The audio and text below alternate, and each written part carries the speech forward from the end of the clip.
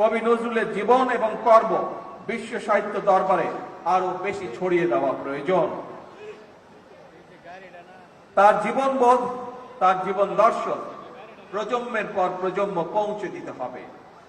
এরই অংশ হিসাবে আমাদের জাতীয় কবির স্মৃতি বিজড়িত ত্রিশালকে নজরুল স্মৃতি হিসাবে ঘোষণা করা যায় কিনা এর ব্যাপারে সম্ভাব্যতা যাচাইয়ের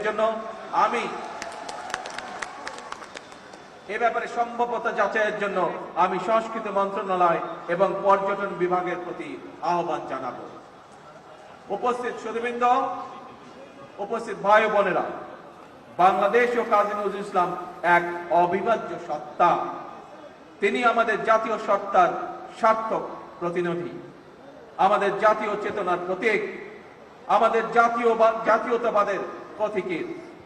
জাতীয় কবির জন্মদিনে আমরা অন্যায়, অবিচার, ক্ষুধা, দারিদ্র ও বিপদের গ্লানি মুছে ফেলি।